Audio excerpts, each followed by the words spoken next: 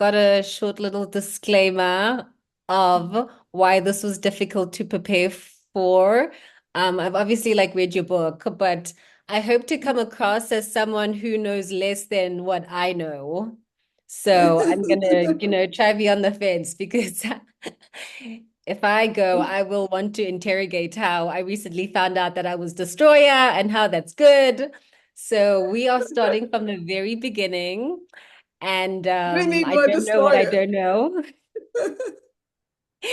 And yeah, so on that note, please feel free to tell us who you are and what it is that you do. Hi, my name is Vangile Makwakwa, and I am a money trauma coach. I help mainly women of color heal ancestral money trauma, but really now I'm starting to understand that it's about helping the first wealth holders in a family continue to build generational wealth without sacrificing themselves, especially in collective communities. I think the divide is already prevalent, so to speak. Like we're already kind Mm, of playing catch up. But as far yes. as your experience, like when did you figure out that it wasn't all about money and that there was a deeper ancestral methodology, at least, behind it? Went to study finance at UCT, the University of Cape Town, and I did my finance honors degree. And as soon as I graduated, I literally blew my paycheck. I knew all the theories, I understood everything. And I should preface this by saying that I am not the first in my family to go to university on my mom's side or my dad's side. So there wasn't like any fanfare. Oh my gosh, you're going to Right. university. All my uncles, my parents, all of them had gone to university, right? My aunts. So it was kind of like I knew I was going to university. I didn't have that upbringing. Oh my God, I'm gonna go. Am I gonna go to university? Any angst? Because I'd been surrounded by university graduates all my life. I just kind of assumed that university is what you do. And that's what happened with Right. all my cousins, right? We just assumed you're going to university, my siblings, all of us, and that's what we did, you know.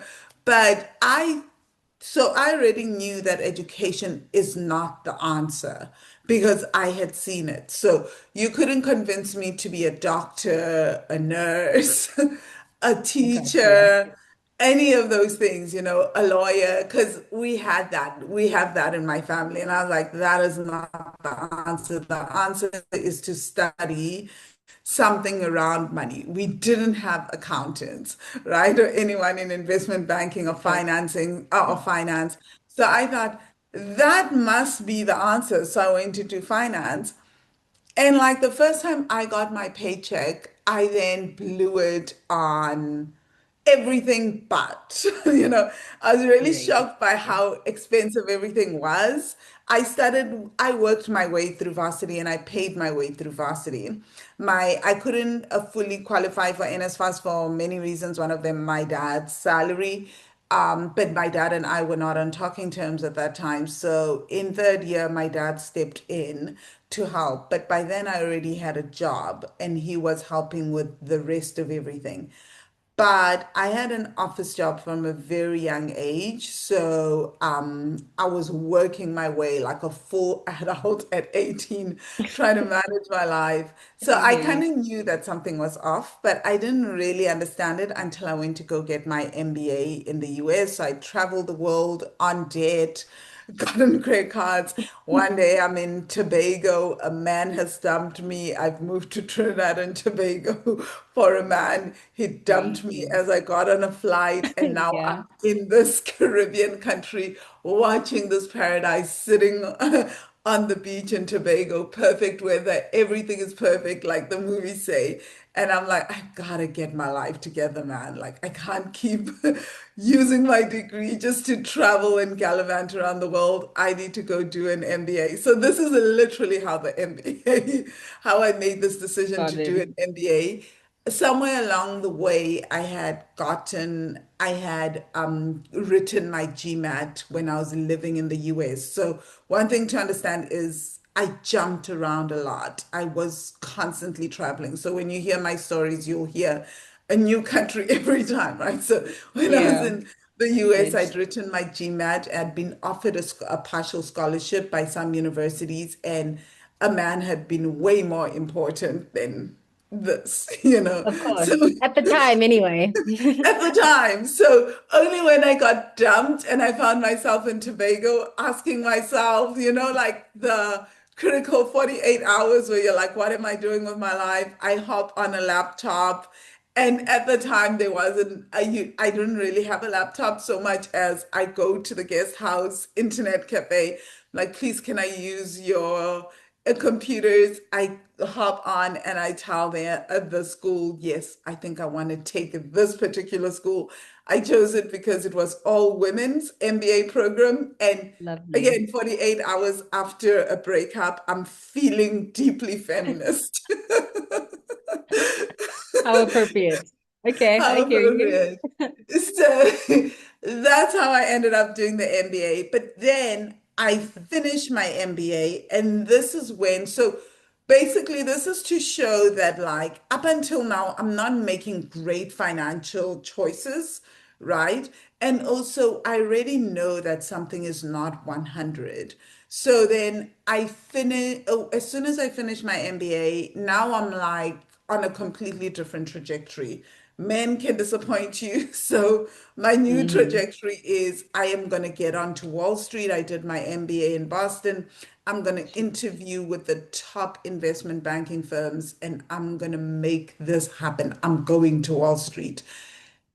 And something weird starts to happen. I start having panic attacks with money. As soon as I graduate, I'm having panic attacks with money. I'm supposed to, when I go to interview with these companies, when money comes up as a topic, I start having panic attacks. Now, this goes on for like at least a year. First, you think it's going to appear. Mine is getting worse until I can barely get out of bed because I'm so depressed about money. I don't know what to do. I can't talk about money. I'm freaking out.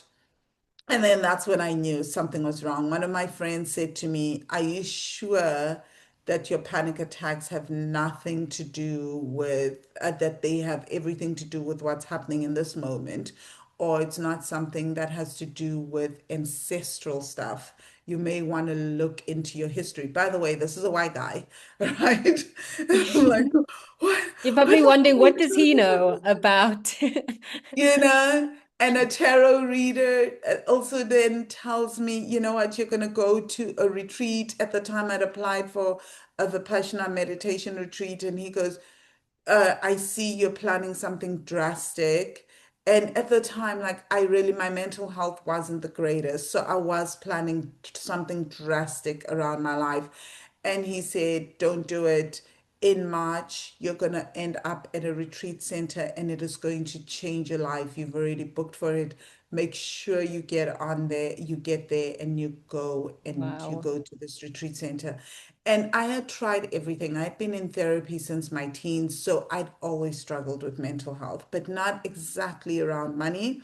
So, and I had always thought that like my life would get better if I just get more educated. So I'd gone to the top universities, UCT, done really well, got it onto the dean's list. And I thought if I go to an MBA program in the US, like creme de la creme, I like my life is going to Improve. be great. Yeah. And that didn't happen. So when he told me about this, I was like, nothing's going to work, but it's worth a shot. And this is how I started to understand ancestral trauma because I went to a 10-day silent retreat, had nothing to do but meditate and observe myself. And in those 10 days, I noticed that all I did was think about money and panic. I didn't need to Yeah. talk. I didn't have to worry about food, accommodation, money, nothing for 10 days. I should have had a break. I should have been on a break for 10 days. Nothing was happening in my world that required me to stress.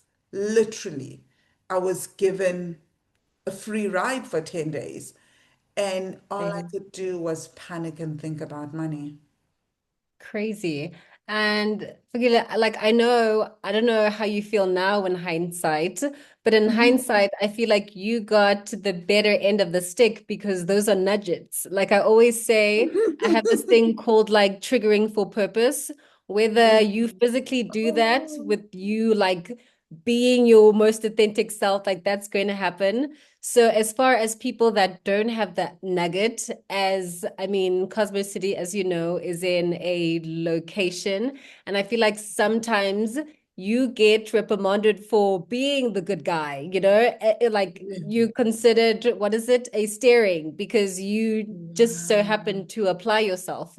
So Yeah. around all the myths about young people being bad at money, how would you go about that? Like, how do we dismiss or like unlearn those certain habits, be it we saw them and now they projected on us? So, how do we separate that for a person who Mm. doesn't have tools or had the kind of exposure that you had? The belief that we're bad at money comes from society, one, and secondly, comes from what we have learned growing up. So I really want to challenge that. I think it's such a beautiful question.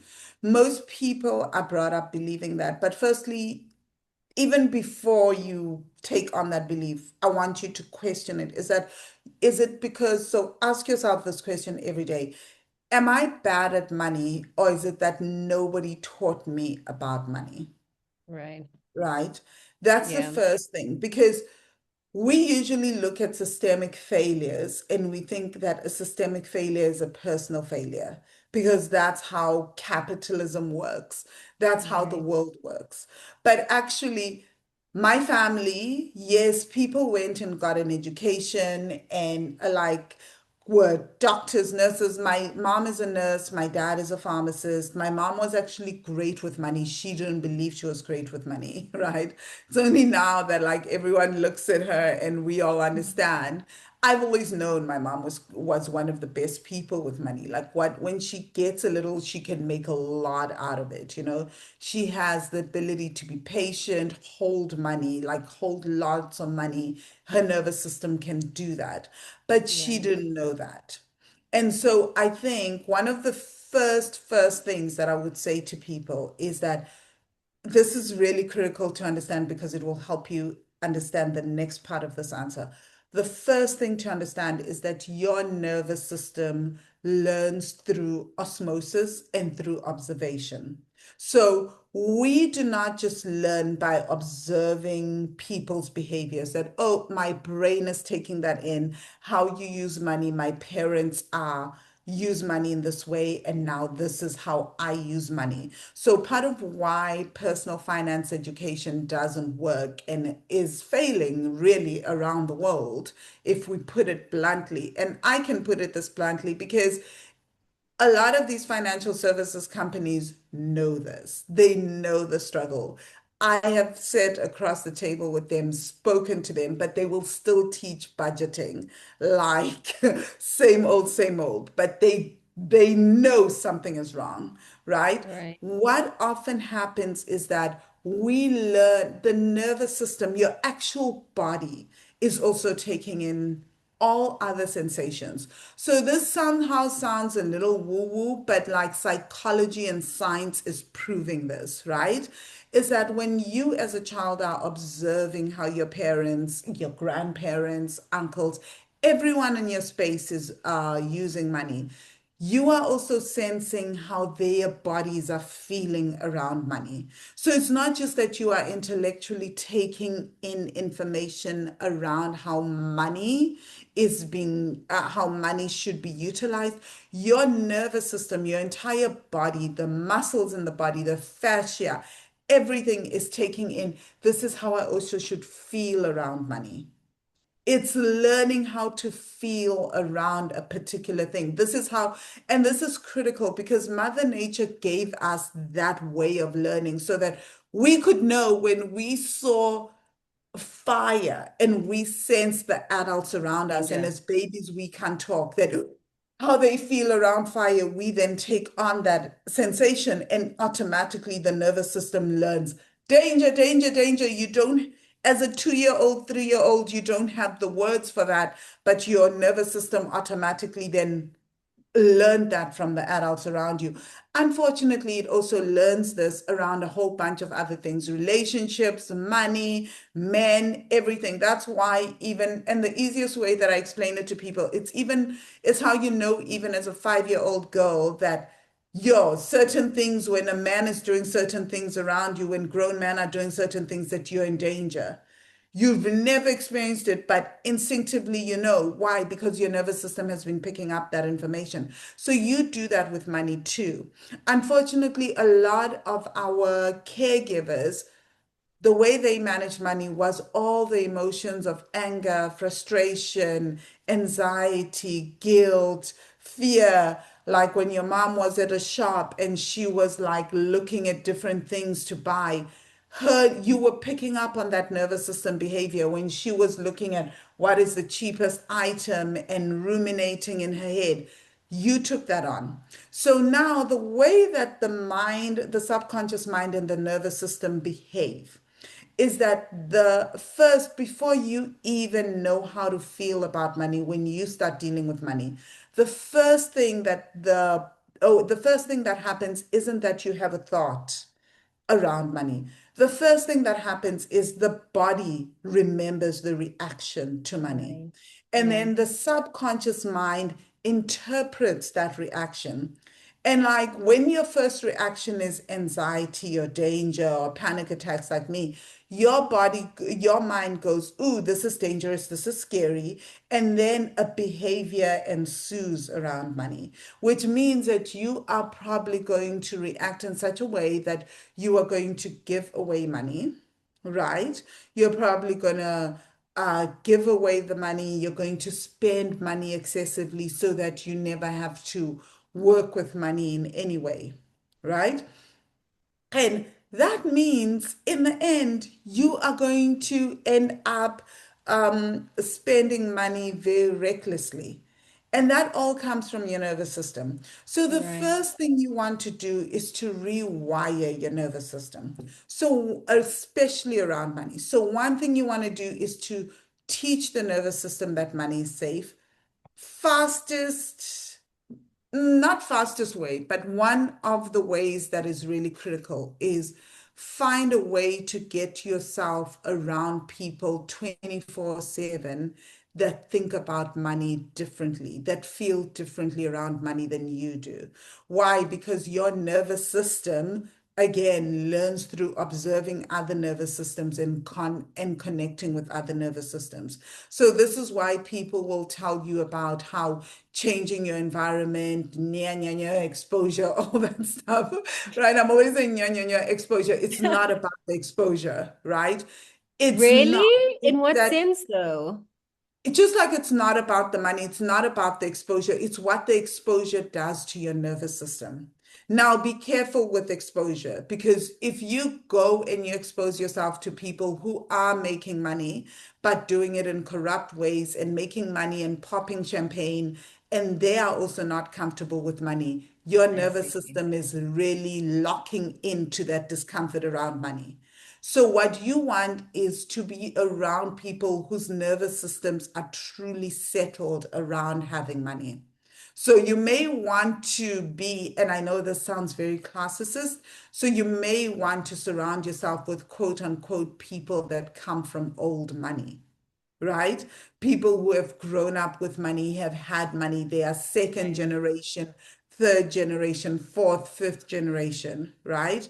You want to be in those environments, or you want to surround yourself with people that are doing something with money that is brand new and like have exhibit money behaviors that you know are good money behaviors, which is investing money, saving money, not hoarding money for dear life, but are comfortable spending money.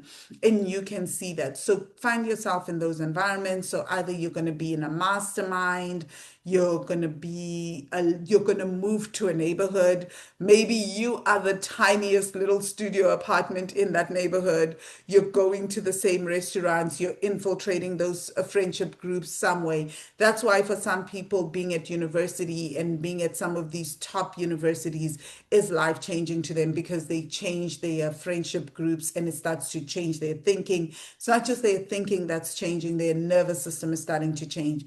Then the other thing you want to do is you want to look at your bank account. So that works for some people. It didn't quite work that well for me. I had to go an extra step, right? Which was I had to look at my bank account for 5 minutes a day and observe my breath and then observe my body. So it was a 15-minute exercise every single day. And what that does is even if there's no money in the bank account, even if there is money in the bank account, what you're doing is you're retraining your nervous system and reminding your nervous system that, listen, I'm doing something that has to do with money. But now, when you observe your breathing for 5 minutes, you're letting your nervous system, you're letting your brain know, okay, we've looked at the bank account, but can you see I'm breathing? It will eventually clock it after a few weeks that, wait, I'm alive. No danger is happening from me looking at money. And then when you observe the sensations in the body, the nervous system now also comes online. And the nervous system and the subconscious mind start to realize, listen, I looked at this, I looked at money, and I'm still safe. Nothing crazy is happening around money for me right now in this moment, Right. right?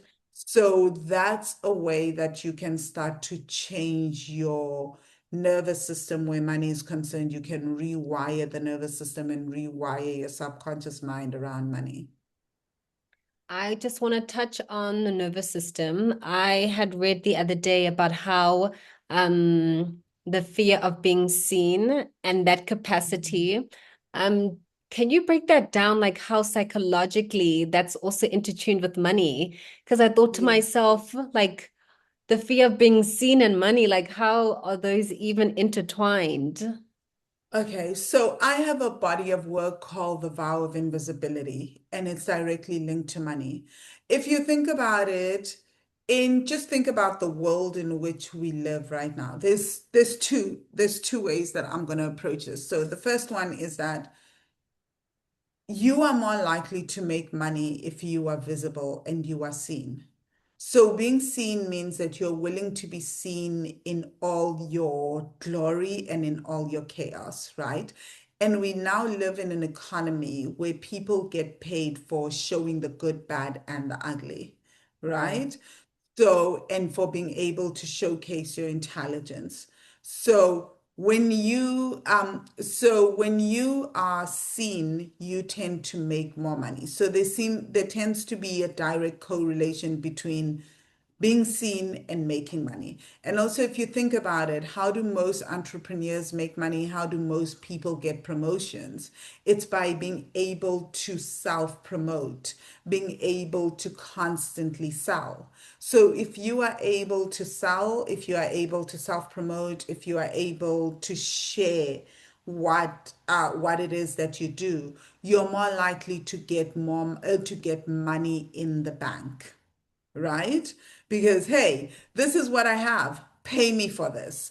That requires you to be seen. But if you have a fear of sharing what it is that you do, how much you charge for what you do, it's really, really hard to get paid for what you do, right? And so instantly your money is affected. So that's one way. But the other thing is that let's talk about why do we have this fear of being seen? For centuries, as women, forget even women of color, for centuries as women, being smart wasn't considered a very valuable trait. Yes, you knew that being smart was valuable as a woman, but being pretty and quiet and agreeable that meant that you were seen, but you weren't fully seen. You had to learn how to hide your brains, especially when women that were smart were not exactly chosen for marriage. And part of how we survived for years as women was that, like, you had to be chosen, right? So already that's something that you have to work through as a woman. There's a trauma around being fully seen in your full glory, right? Because that often meant that you would be rejected by suitors or you would be rejected by someone else, right? You didn't want to be too rebellious, you didn't want to be too much, because then that meant that, you know what? Your social standing would be impacted. So somehow being less visible helped your bottom line, because most times men were the ones that made money and brought it home. So that's why it's so scary to be seen, because often being seen during the Stone Age era and also being authentic and being hyper visible and all that meant that you would sometimes put your tribe in danger, right? And because the way that tribes stayed alive was that we all followed, our ancestors all towed the line. I always say to people, we are here because our ancestors knew how to play the game and how to toe the line. So, that's why for most of us, wanting to be seen and wanting to stand out is so scary. Why? Because our ancestors stayed alive by towing the line. If you were like an artist in the Stone Age era, and people were like, your job is to light the fire every night. And then you wake up and you're like, I'm just going to paint. Just going to show off my Yeah. hair. I'm going to be an individual. The entire community is in danger because of you. So you'd have to be chucked out to keep like the collective alive. So the individual has to be cut off to save the collective, you know? So this is why most of us have this deep fear of like, oh my God, if I stand out, I'll be rejected. And it feels like death being seen in that light. The only way that we know how to survive is to be part of the whole, you know, and it Right. impacts our money, unfortunately, for all the reasons that I just mentioned. That unfortunately, most of us have been taught that if we play as the good girls, then like we'll be safe. But it doesn't necessarily mean that you will make money. And Right. for you to make money, you have to be willing to promote, self-promote, be seen, do the most, be annoying, be everywhere, you know? And that unfortunately requires you to get safe, to get comfortable with visibility, get comfortable with rejection, get comfortable with criticism. And that feels scary to us because of the very reasons that I mentioned, dating back to the Stone Age era. Our nervous system isn't built for that. It's Right. actually built for community to fit in, to stay the same. Good point. It's so interesting as well because there's a few case studies, I think, of people that are flamboyant and because they have abundance. I mean, I'd like to think like money amplifies who you are. So if you're naturally as flamboyant, you will be that. And then, there's also ideas on like staying humble and like, how dare you Mm. buy a flashy car? So, Mm. but with that Mhm. said, would you say like someone can be financially literate but still be financially stuck? Yes. Taking a look at your personal journey as well, how, Oh, you yes, had the knowledge. completely.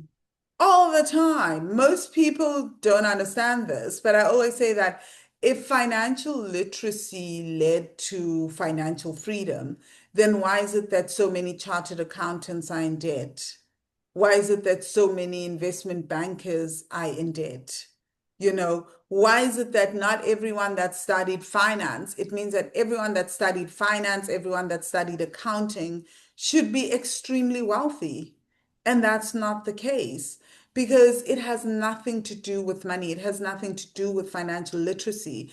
It has a lot to do with your nervous system's reaction to money. It has a lot to do with how you view money and your mindset as well. But more than anything, it's what happens when you come into the vicinity of money. Are you the kind of person that spends everything? Are you the kind of person that needs to save every penny? Because most people will praise that. But what people don't realize is that If you are the kind of person that saves every penny, then you never ever take a risk with money. So that means that you never invest, you never create extra streams of income. True financial freedom does come from doing something out of the box. You know, when you have a job, you are limited to a salary every month. You only make X amount every month. You know, when you run a business, you can make money at any point at any time. Money comes in at different points of the month. So Right. part of the issue is that we live in a system where we have everyday expenses, but we only get paid once or twice a month. Think about that. And then, like, we go around and we tell people there's something wrong with you because you don't know how to deal with getting paid once, you know, but you have Yeah. to keep paying for your upkeep and your life every single day. Something's drastically wrong with that. At some point, it makes sense that we would run out of money, right? Because if you're getting paid 12 times a year, but you have needs every single day, there's nothing wrong with that. And then we shame people for having needs. We shame people Right. for wanting to eat vegetables and eat organic and eat wow. It's like, really? How does that This work? is Yeah. ridiculous, right?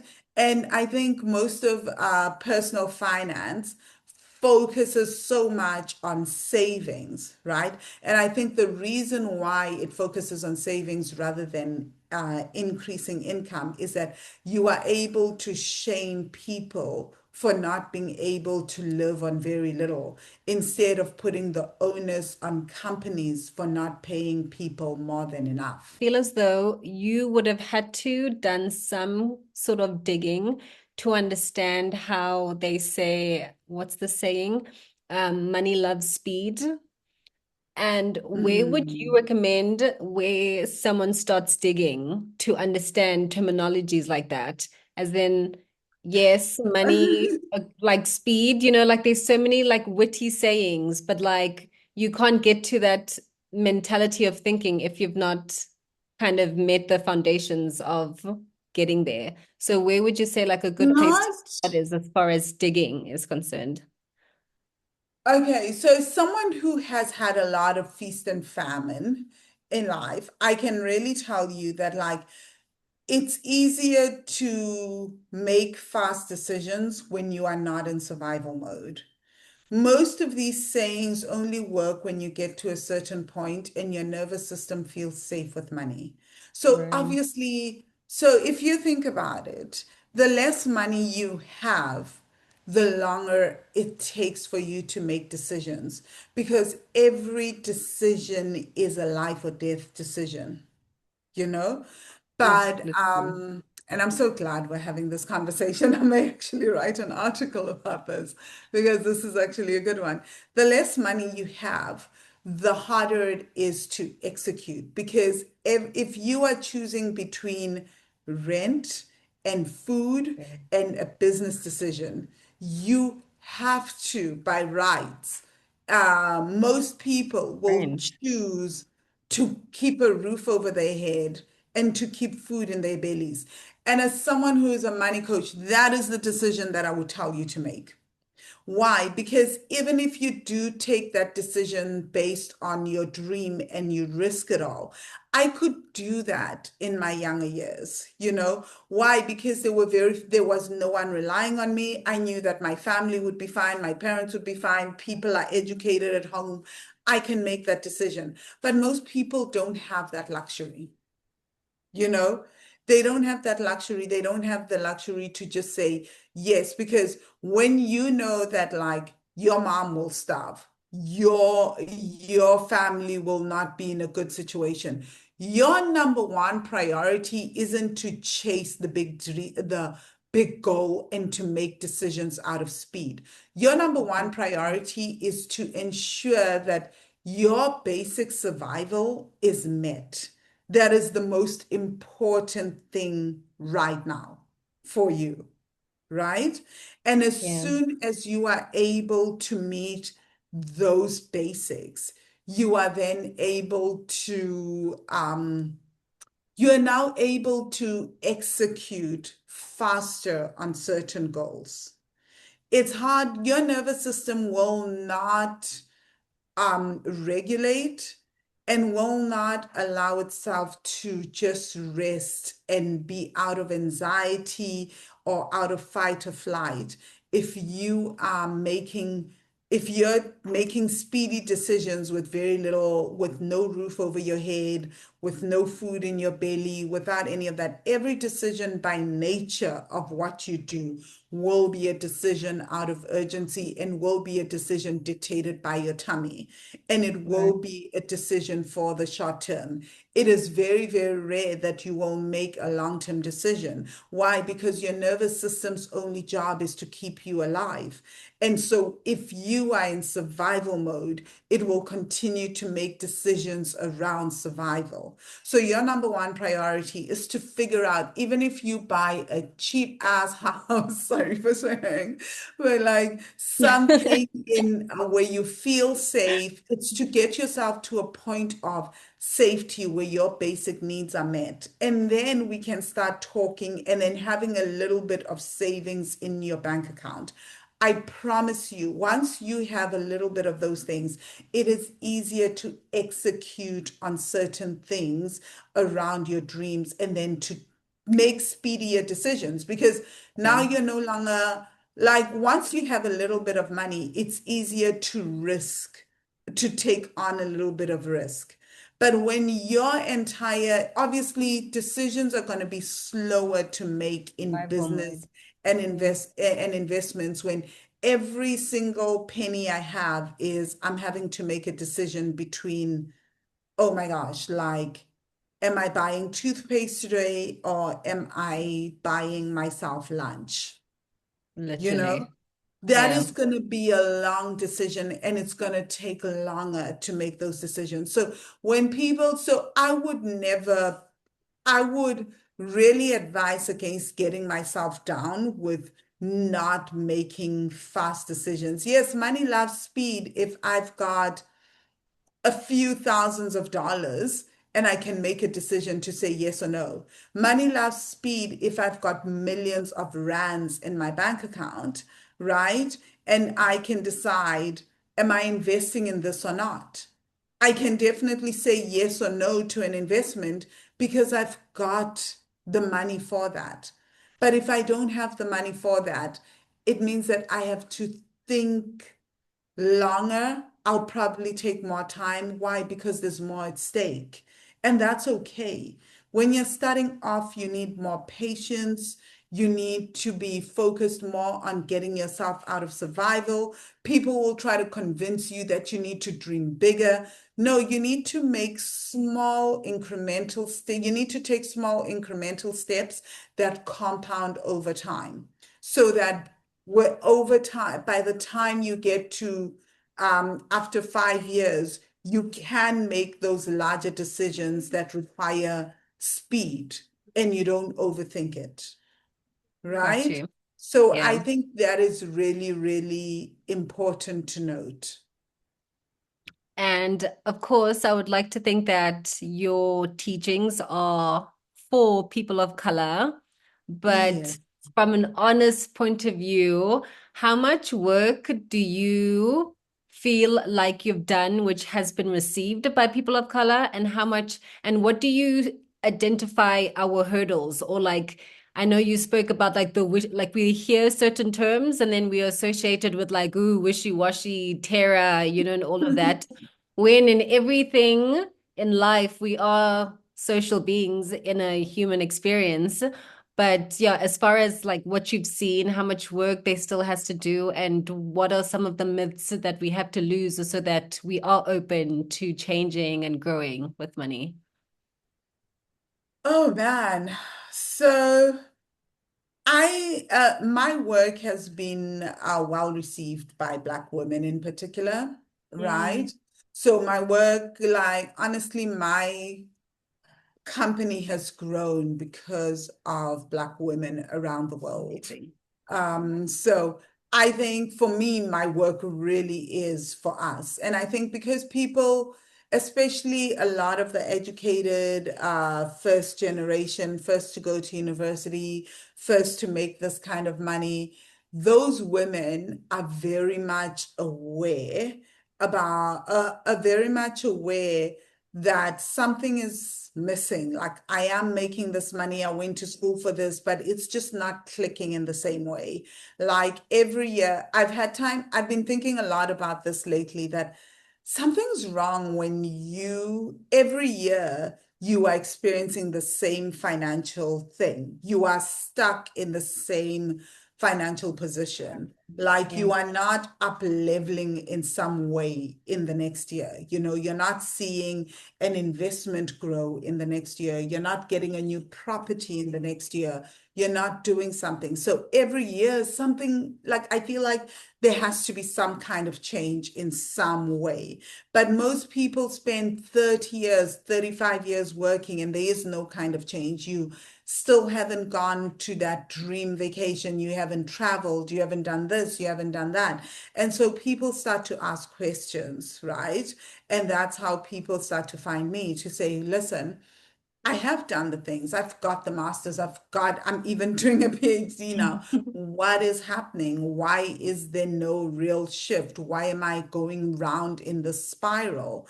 And I think that's when people find me. And I do think that a lot of people get really some people find me and they get slightly distressed or annoyed because I'm talking about ancestral trauma, and people expect that I will be teaching them a ritual, a spell, something right, that will shift their lives, right? Because we do come from a background of magical thinking, where we are taught that if you do a certain thing and you behave in a certain way, then like somehow something will miraculously and magically change. And then they right, bump up against me, and it's like, I'm telling you, we're going to do meditations and go back, regress you back into your childhood, where you start to observe certain memories, where you start to see how this behavior was passed down from one generation to the next, and you get to feel into your body in those meditations, and you get to understand your emotions. What they bump up against is this deep, deep thing where you have to go deep and understand yourself and understand why your nervous system is behaving this way, and then learn tools on how to interrupt that behavior.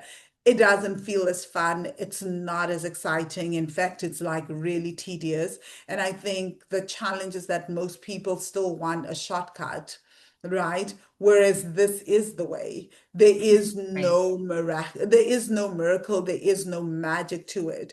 And yet, I think what becomes very challenging is that I have a lot of clients that will then come across and say, I did this work with Vangile and I got out of debt without ever drafting up a budget, which is literally what I teach people to do, how to change your financial behavior without doing tedious budgets, all these things. And then it like sounds like it's magic, right? My income has doubled and tripled and quadrupled. And then when they do come into the work, it's like hard. It feels like hard work because it's work that requires you to go into spaces within yourself that you really don't want to do. So I think that is the challenge that a lot of people bump up against with me. It's, oh, you want to get out of debt. We need to look at your bank account every day. We need to look at whether or not your spending is in alignment with your core values. Oh, yeah, we have to rewrite whatever's going on in your bank account and get pen and paper Yeah, and see where the money is going, see how often you spend on certain things. Like, there's a lot of that. And at the same time, let's notice what's going on in your body. So there's like, so there is that bit of frustration. And I think if I told people that I'm maybe going to pray this away, or I'm going to give you something and you do something, and then like somehow tomorrow things will change, that would come across differently. But then this work wouldn't be the work. We wouldn't be changing ourselves for generations to come. right, It would continue to be a miraculous thing, you know? It would continue to be mysterious, and we wouldn't understand why, even though maybe we shift, we don't understand how our children are getting this, are having the same kinds of behaviors because we Okay. haven't Yeah. changed at a deep nervous system level. Our body's still having the same physiological response to money, to any kind of discussions around money, and that is impacting us. Have you ever had someone who's like failed to go onto the journey because they'd come to you and they've heard you say financial healing requires you to dig? And have you just had someone who's just so traumatized by what it is that they're running from that they, Thousands. oh, Thousands really? of people. Yeah. Yeah. I do a lot of free classes, free work, and when it's time to go to the next level and pay for it, people will come and I'll get messages. Can you guarantee me that I'm not going to have this kind of experience, that I'm not going to be triggered, that this is going to, like, people don't want to do it. I've watched people, and this is so sad. I've watched people for almost since I started doing this work a decade ago, right? I've watched people follow me for a decade and continue to circle around me and continue to deal with the same issues over and over again and never really up level, never really shift. Basically, do what Paulo Coelho calls living the same life for 60 years, you know? So I see it all the time. I think most people would rather cling on to the trauma than have to face it and work with it and deal with it and try to understand what's going on at a nervous system level. That is such a crazy thought because I'd like to think if you don't address certain things that they get louder, at least like my own personal experience. I can tell you that I've had the universe say a few things and I failed to listen and I was, yeah, got a hiding or two. So that's such a crazy I mean, thought. it gets louder, but if you think about it, I think the interesting thing about humans is that we're able to get uncomfortable with our discomfort. We get True. comfortable with the pain. If you reflect, like people are, there's so much that goes on where, like in our lives, where things need to change, but people will sit with that discomfort for decades and decades and never make a shift until they have no other choice. Like life gives them absolutely no choice, and often it's too late, Right. right? But people do it all the time, or else we wouldn't have the world that we have, you know? People sit with their money trauma, people sit with everything. The other thing is, I think a lot of people believe that they can do it on their own. So a lot of people will be like, I don't need to do it this way. So and so said this, and clearly, if I do it this way, it's better for me, you Right. know? Because someone told, because again, I'm not telling you that all you have to do is think positively and everything will be great and your life is great. And that actually makes people very uncomfortable, Yeah. because people want certainty at the end of the day. They want to know that, you know what, if I do A, B, C, D, this is the kind of shift that will happen. And I'm saying, no, you need to do A, B, C, D, and we are here for the long term because the thing that makes you, it's like you have hundreds and thousands of ancestors that have poured into you. And that is hundreds and thousands of different coping mechanisms. And so Yes. you need to start to understand yourself. But even if you change the primary coping mechanism, your life is going to change. That's a fact. And I guess my last question comes from something I heard during the course of the week as well about boundaries, but with boundaries, power, and relationships. And I know, like, those are just all heavy dynamics, no matter what your life looks like, if you're a daughter, a mom, or a dad. But how do we navigate that? And I think it's also really hard. I mean, a bit about like your story and like family dynamics and how, if someone does have capacity with money and how they will like control those aspects of your life because they are just like no clear boundaries. So, to wrap everything that we've spoken about, I think all the tools that you teach help us. I'd like to say help us in dealing with relationships, power, and boundaries. So, how do we go about that? Okay, so I think boundaries are not so much an issue once you have learned how to honor yourself and how to put yourself first, and you know how you want to be treated in any way in your life, right? Mm, So yeah, if you have taught yourself that I will not accept this kind of treatment, then setting boundaries becomes easier. Even if it means that other people don't necessarily like you, you lose a lot of friends along the way, you will know that actually I don't have to stress about this because this is how I prefer to be treated. This is how I want to be treated. And so it becomes easier to set those boundaries. But the first thing is for you to do the work to know that you are good enough. You know, I call it the not good enough wound, right? Is to do the work where you start to understand yourself and you know that you are enough, you are good enough. I think the first bit of work I have found is that boundaries, it's also about having boundary stick, right?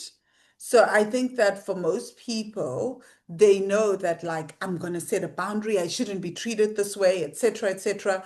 But why? Like, and and then they feel guilty. And with that guilt, they start to move the boundaries. And then they scared that, oh my God, people won't like me. This is going to upset someone. And then you still operate from wanting to prove yourself to people. You start right. to move your goalposts, you start to twist yourself up in little balls because Change. people don't like you, they don't accept you.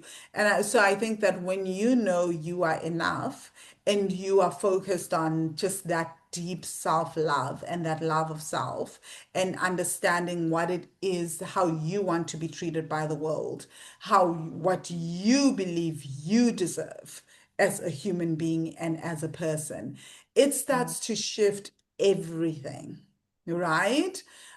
And it's not even about deservingness. It's more just like this is the standard for how I want to experience relationships in this world. This is the standard on how I want to relationship where money is concerned with other humans. right. That becomes your standard. And if you have embodied that and it feels like yes in your system, then it's easier to walk away from situations. It doesn't mean that you are never exposed to craziness. You're never Right. exposed to crazy people. You're never exposed to insanity. And it took me, I think, until this week to truly grasp this. I was having a conversation with my husband and I was like, oh my God, I'm actually realizing that there's nothing wrong with my boundaries because boundaries doesn't mean that you are never like people never act out around you and never go crazy. Yeah. It just means that you don't prolong the crazy and you don't entertain it because you have firm boundaries. You can walk away and choose what you want to address and not address. And I think that's the key with boundaries is that like a boundary is something where you go like this is not something I will entertain or give breath to, and this is Right. not a standard at which I want to relationship.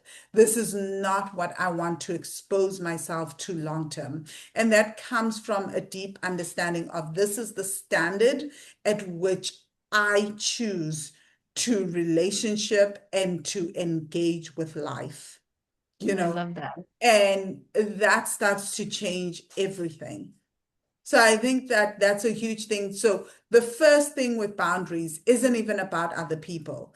As I've said, it's all about you. It's about understanding your standards, why they matter to you, what makes it a thing. Whereas for most people, why boundaries are such a struggle is it's because it's still about you can't treat me like that. You, as the other person, are treating me like that. And then I'm Right. responding to your treatment as opposed to this is not how I am treated by anyone.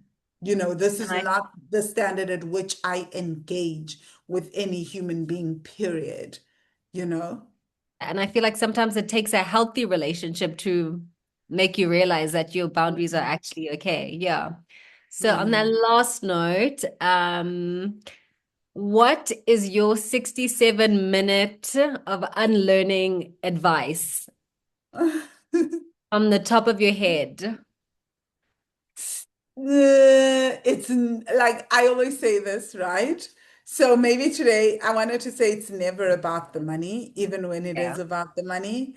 So most people, so instead of jumping to this belief that I am terrible with money, what I would love for people to unlearn is that belief. So rather ask yourself a few questions. Is it that I'm terrible with money, or I was never taught this about money, or that I have something to relearn, and that it Right. goes beyond just practical stuff? Is there something that I also need to relearn at a nervous system level? How do I rewire my nervous system to learn something new around money? Got you. And any more books in the future? I mean, you're really young, so you can't. So I think What's Your Money Personality is my second book published by a Uh-huh. publisher. Heart, Mind, and Money was my first book. So they have 10 years in between. So I think there are more books coming, a lot more. Um, I'm very excited by what's coming. I think that the more I have such conversations, I really engage in these kinds of interviews and talk to people, the more I'm learning that actually there's so much to still unpack. And because I'm in my head, right? Like when you talk about money, love, speed, in my head, I talk myself through that. I'm like, what rubbish? And I keep moving, you know? Yeah. But like, and I know why I've come to that conclusion and why Right. not everyone's going to take that advice.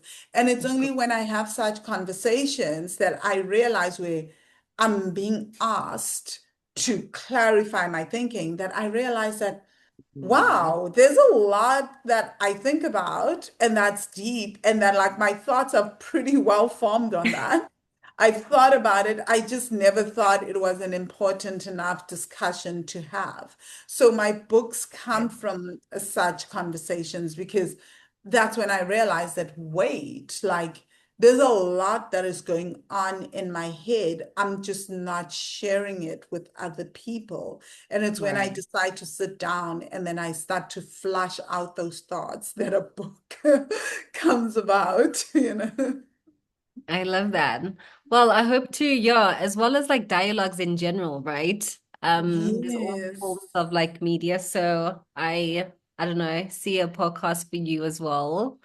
Um, I do have a podcast. It's oh called the yeah, Money really? Magic Podcast. Yeah, it's the I Money will Magic harass Podcast. I you. just haven't podcasted for the last year and a half, but it Yeah. was voted in 2025, it was voted the top 100 money podcast one of the top 100 money podcasts to listen to globally. And it was the only podcast in Africa around money to be featured.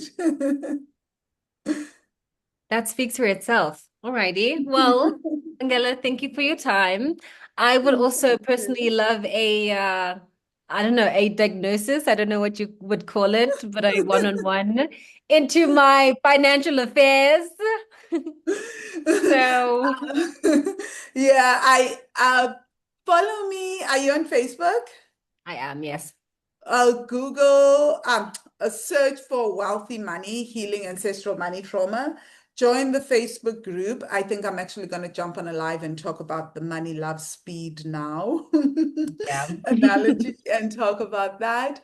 But what I was going to say is that it's really what I do is I do 3-day bank account resets, which are free. And then I invite people to my paid work after that. So follow Got me it. for that. And yeah, anyone listening, do the same as your listeners.